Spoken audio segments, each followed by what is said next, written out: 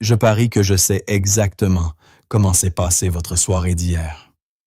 Vous vous êtes glissé dans votre lit. Vous étiez épuisé après une longue journée. Vous vous êtes raconté le mensonge le plus classique qui soit. Je vais juste scroller sur TikTok pendant 10 minutes pour me détendre et après, je dors. Mais votre pouce a pris le dessus. Une petite vidéo, 2 vidéos, un message en attente, une nouvelle notification et boum, il est 2 heures du matin. Vos yeux sont sats et irrités. Vous avez mal au dos. Une partie rationnelle de votre cerveau vous hurle de poser ce téléphone. Mais vous n'y arrivez pas. Vous continuez à scroller en mode automatique. Et le résultat, c'est ce matin. Quand vous essayez de vous mettre au travail, votre énergie a déjà été siphonnée la veille. Vous savez que vous devez travailler, mais votre cerveau vous supplie d'ouvrir votre téléphone juste une fois de plus. C'est comme s'il y avait un mur invisible vous empêchant de faire les choses qui servent réellement votre avenir. La bonne nouvelle, c'est que vous n'êtes pas paresseux. Vous n'êtes pas un raté. La mauvaise nouvelle, c'est que votre cerveau a été piraté. Votre système de récompense a été pris en otage par certains des ingénieurs les plus brillants au monde dans la Silicon Valley. Et aujourd'hui, je vais vous aider à le récupérer. Il est temps de ruser avec votre cerveau pour que vous deveniez réellement accro aux tâches difficiles. Alors, pourquoi êtes-vous si dépendant du défilement sur votre téléphone ou du visionnage compulsif de films? L'ennemi n'est pas l'écran. Votre véritable ennemi est une minuscule substance chimique dans votre cerveau, la dopamine. Voyez la dopamine comme la monnaie de la motivation. Chaque action que vous entreprenez a un certain prix en dopamine. Des actions comme scroller sur TikTok, manger des sucreries, regarder du contenu pour adultes. Elles inondent instantanément votre cerveau d'une énorme quantité de dopamine. C'est ce qu'on appelle la dopamine bon marché. À l'inverse, lire des livres, aller à la salle de sport, écrire du code, le travail en profondeur, tout cela libère de la dopamine plus lentement et en plus petite quantité au début. Le problème, c'est que votre cerveau utilise toujours le plaisir le plus récent comme étalon de mesure. Si vous vous réveillez et que vous enchaînez immédiatement 30 minutes de TikTok, vous avez accidentellement fait exploser votre seuil de dopamine. Alors, quand vous vous installez pour travailler plus tard, tout semble soudainement ennuyeux. Non pas parce que le travail est dur, mais parce que, comparé à ce que vous venez de regarder, la récompense est trop faible. Cet ennui est en réalité un symptôme de sevrage lorsque les niveaux de dopamine s'effondrent. Alors, comment inverser ce processus? Comment faire en sorte que votre cerveau réclame de la difficulté au lieu de la facilité? Nous avons besoin d'une intervention radicale appelée la détox de dopamine. L'idée est très simple, mais extrêmement brutale. Si vous voulez qu'une bougie brille intensément, vous devez éteindre toutes les lumières électriques. Lorsque vous supprimez la stimulation artificielle, votre cerveau entre dans un état de famine de stimulation. Et quand il a suffisamment faim, même une tâche ennuyeuse, comme lire un manuel scolaire, commence à sembler aussi excitante qu'un festin somptueux. Voici ce dont vous avez besoin. Je vais vous donner un plan d'action clair. Je l'ai divisé en 5 étapes, comme 5 défis pour vous aider à reprendre le contrôle de votre concentration. Et pour réussir le premier défi, vous avez besoin d'un choc suffisamment fort pour vous vider l'esprit immédiatement. C'est là que nous commençons la première étape. La détox rapide de 24 heures. Si vous avez l'impression de sombrer trop profondément dans des plaisirs futiles, arrêter progressivement ne fonctionnera pas. Vous avez besoin d'un véritable choc systémique. Choisissez un jour, idéalement ce dimanche, pour faire une détox de dopamine. Je veux que vous compreniez pourquoi nous devons faire cela à travers une histoire de papillon. Le biologiste Nico Tinbergen a un jour mené une expérience avec des papillons argentés. Les mâles de cette espèce sont attirés par la couleur orange des femelles. Tinbergen a fabriqué un morceau de carton et l'a peint d'un orange extrêmement vif, plus éclatant que n'importe quel vrai papillon. Résultat, les papillons mâles ont ignoré les vraies femelles et ont essayé de courtiser le morceau de carton inanimé. Ce morceau de carton est ce qu'on appelle un stimulus supranormal. Et votre téléphone est ce carton. Il est plus brillant, plus rapide et plus stimulant que la vraie vie. La seule façon de ramener le papillon vers la nature est de cacher le carton. Pendant la détox de 24 heures, notre règle est simple. Supprimez tous les stimuli supranormaux. Pas de téléphone, pas d'ordinateur, pas de télé. Éteignez-les et enfermez-les. Pas d'Internet, pas de musique, pas de podcast. Nous avons besoin de silence pour que le cerveau puisse s'apaiser. Pas de fast-food, pas de sucre, pas de stimulant. Alors qu'êtes-vous autorisé à faire pendant ces 24 heures? Uniquement ceci. Boire de l'eau, manger des aliments fades, marcher, écrire dans un journal papier, méditer et nettoyer votre maison. Maintenant, je vais vous dire à l'avance ce qui va se passer pour que vous ne paniquiez pas. Au cours des 4 premières heures, vous vous sentirez extrêmement agité. Vos mains chercheront inconsciemment votre téléphone. Votre esprit hurlera. C'est tellement ennuyeux. S'il te plaît, donne-moi quelque chose de divertissant. Vous vous sentirez anxieux, comme si vous passiez à côté du monde entier. Ne fuyez pas. Asseyez-vous et observez ce sentiment. C'est votre récepteur de dopamine qui commence à récupérer. Cette douleur est une guérison. Vers l'après-midi, quelque chose d'étrange se produira. L'agitation s'estompe, remplacée par un profond sentiment de calme. Et plus important encore, l'ennui atteindra son paroxysme. Pourquoi avons-nous besoin de l'ennui? Parce que lorsque vous vous ennuyez prodigieusement, votre cerveau cherche désespérément la moindre forme de stimulation. Et soudain, s'asseoir pour écrire ou nettoyer la maison commence à devenir intéressant. C'est notre objectif. Abaisser le seuil d'exigence du cerveau pour que les choses normales redeviennent intéressantes. Cette réinitialisation de 24 heures rend votre cerveau à nouveau sensible aux moindres stimuli. Mais que se passe-t-il le 2e jour, quand le monde tentateur à l'extérieur commence à vous rappeler? Quand votre téléphone est toujours là, vous murmurant de scroller juste un peu, c'est là que vous avez besoin d'un système de défense automatique pour ne pas avoir à compter sur votre seule volonté. C'est ce qu'on appelle la 2e étape. Concevoir de la friction. Les humains sont naturellement des créatures paresseuses. Nous choisissons toujours le chemin de moindre résistance. Le secret est simple. Augmentez la friction pour les mauvaises habitudes et réduisez-la pour les bonnes. Parlons d'abord des mauvaises habitudes. Si vous voulez arrêter de scroller sur votre téléphone pendant que vous travaillez, le poser face contre table ne suffit pas. Vous devez rendre le fait de s'en saisir extrêmement agaçant. Essayez ceci. Éteignez votre téléphone. Mettez-le dans une boîte. Verrouillez cette boîte dans un placard dans une autre pièce. Chaque fois que l'envie se fera sentir, vous vous direz « Oh non, je dois me lever ». Aller dans l'autre pièce, ouvrir le placard, sortir le téléphone, l'allumer, attendre qu'il démarre. Laisse tomber. Je vais juste continuer à travailler. Vous voyez ce que vous avez fait? Vous avez utilisé la paresse pour vaincre l'addiction. Maintenant, inversons la donne pour les choses difficiles et les bonnes habitudes. Si vous voulez lire le matin, placez le livre déjà ouvert à la page souhaitée directement sur votre oreiller la veille au soir.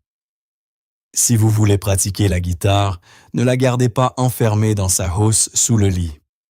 Achetez un support et placez la guitare en plein milieu de votre salon. Faites en sorte qu'il soit si facile de commencer une bonne habitude qu'il semble stupide de ne pas le faire.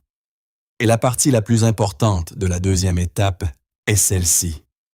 La règle des 4 premières heures. La science montre que vos niveaux de dopamine et votre concentration sont au plus haut, juste après le réveil. C'est votre compte bancaire énergétique quotidien. Si la première chose que vous faites après avoir ouvert les yeux est de faire défiler TikTok, vous venez de jeter tout cet argent par la fenêtre. Vous avez brûlé votre motivation de la journée pour des choses insignifiantes. Prenez un engagement. Pas d'écran, pas de dopamine facile durant les 4 premières heures de votre journée. Utilisez ce temps pour votre travail le plus dur, le plus important, le travail en profondeur. Laissez le divertissement être la récompense à la fin de la journée, pas l'apéritif du matin. D'accord, nettoyer votre environnement vous aide à éviter les tentations superficielles. Mais qu'en est-il de ces moments où vous êtes forcé de faire face à une tâche extrêmement difficile, extrêmement douloureuse, et qu'il n'y a aucun moyen d'y échapper? C'est là que vous utilisez l'astuce cérébrale la plus puissante que j'ai apprise du professeur Andrew Huberman. Il s'agit de l'étape 3. L'échange de récompenses. Normalement, nous faisons des choses difficiles pour la récompense au bout du chemin. Je m'inflige la salle de sport maintenant pour avoir un beau corps plus tard. Ou je m'inflige l'apprentissage de l'anglais maintenant pour gagner un meilleur salaire plus tard. Cette façon de penser présente une faille fatale. La récompense est toujours trop lointaine, parfois des mois ou même des années. Pendant ce temps, votre cerveau réclame des récompenses très immédiates. Quand le fossé est trop long, la dopamine s'épuise et vous abandonnez à mi-chemin. Alors, comment obtenir de la dopamine alors que vous êtes encore en plein effort? Vous devez apprendre à trouver du plaisir dans l'effort lui-même, pas dans le résultat. Cela semble abstrait, mais la méthode est très concrète. La prochaine fois que vous courez et que vos jambes commencent à brûler, que vos poumons sont en feu, ou que vous résolvez un problème de maths si difficile que vous avez envie de frapper la table, au lieu de vous plaindre, parlez à votre cerveau. Dites-lui, silencieusement ou à voix haute, « Cette douleur, c'est à cela que ressemble la croissance. Je m'améliore. D'autres ont déjà abandonné, mais je suis toujours là. Cette friction est incroyable. » Ce que vous faites s'appelle le réétiquetage. Vous apprenez à votre cerveau à comprendre ceci. L'inconfort, la douleur, est un signal de succès. Lorsque vous vous félicitez consciemment en pleine difficulté, votre cerveau libère une dose de dopamine endogène pour vous apaiser et vous encourager à continuer. Avec le temps, vous développerez un réflexe étrange. Plus c'est difficile, plus vous vous sentez stimulé. Vous n'avez plus peur de la difficulté. Vous devenez accro à l'idée de la conquérir. À ce stade, personne ne peut vous arrêter. Aimer le défi vous transforme en une véritable machine de travail. Mais qu'en est-il du piège de la surcharge? Quand on s'emballe et qu'on essaie de charbonner pendant 8 heures d'affilée, pour finir par s'effondrer et rechuter le lendemain. C'est là que vous avez besoin d'un régulateur pour tenir sur la durée. C'est l'étape 4, la gestion de l'énergie. C'est ici que la plupart des gens échouent.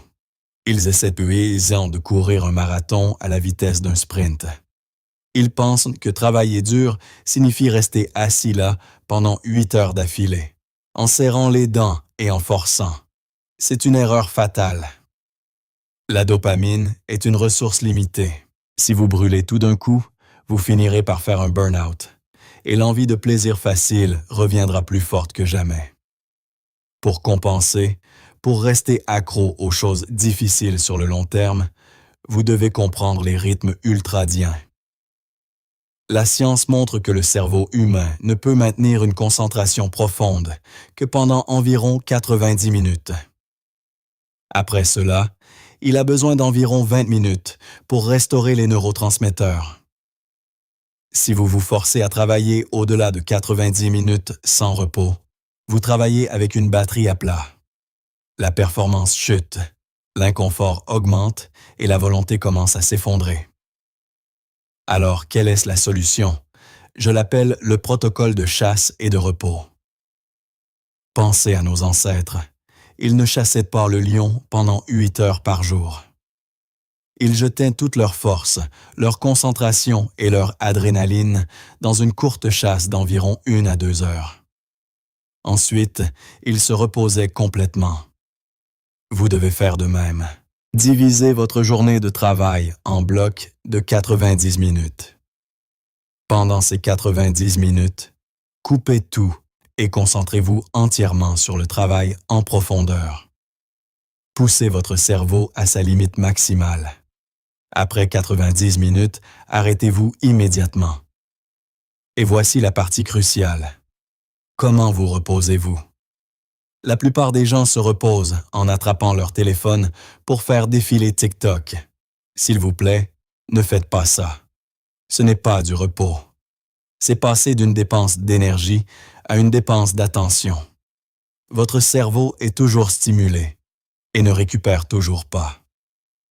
Un vrai repos, une récupération de la dopamine, consiste à regarder au loin pour détendre vos muscles oculaires et votre système nerveux, à faire une marche légère, à fermer les yeux et à respirer.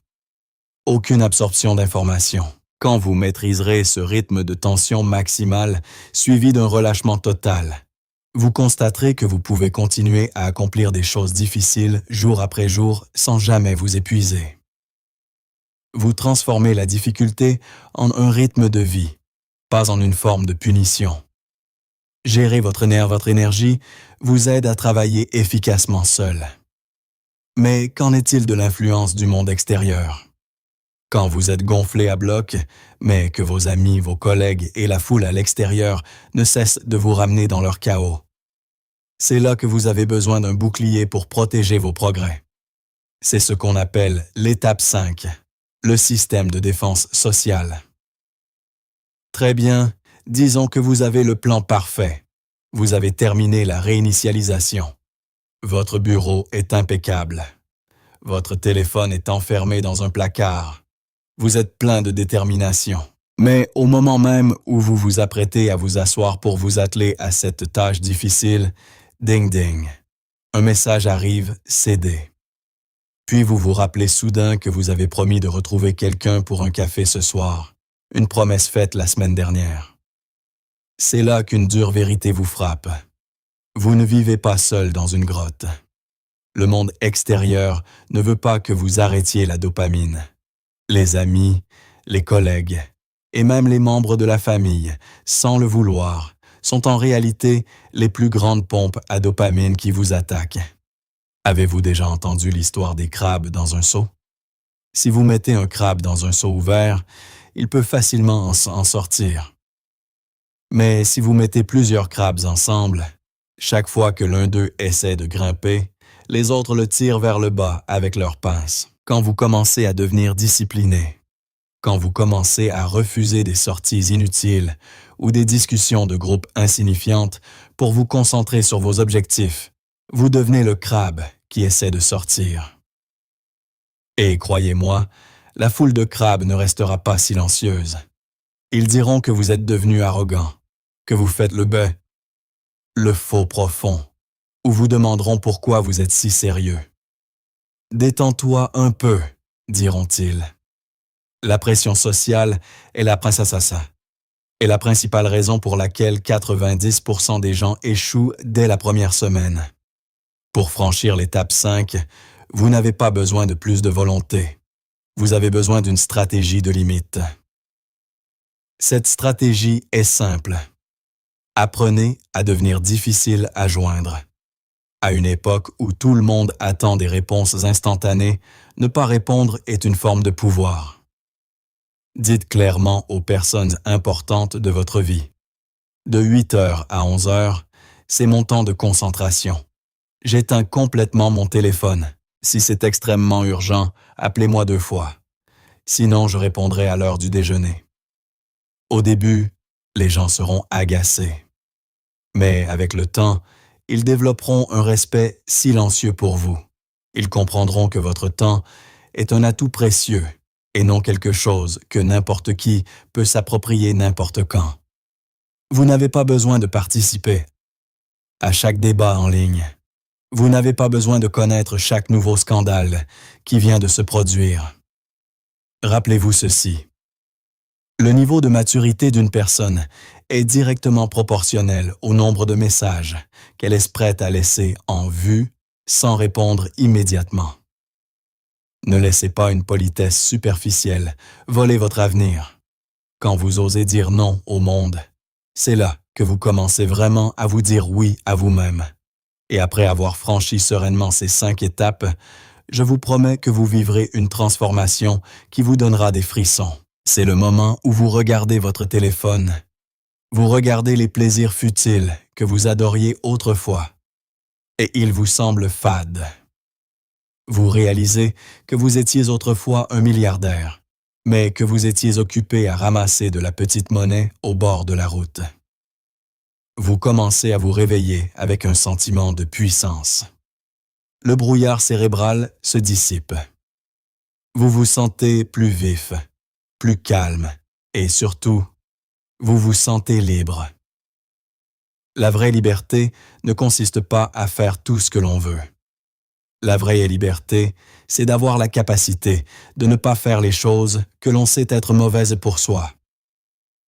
Le plus grand avantage d'une détox de dopamine n'est pas que vous gagnerez plus d'argent ou que vous aurez un meilleur corps, bien que cela arrivera certainement.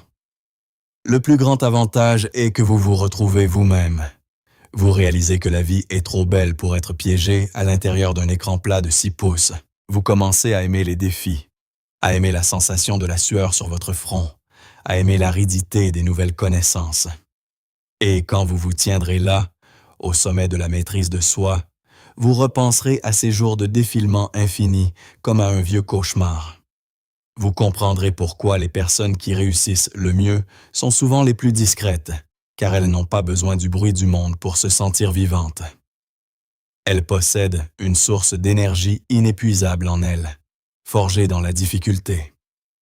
Si vous estimez que cette vidéo vous a aidé, abonnez-vous et partagez-la avec un ami qui vous est cher.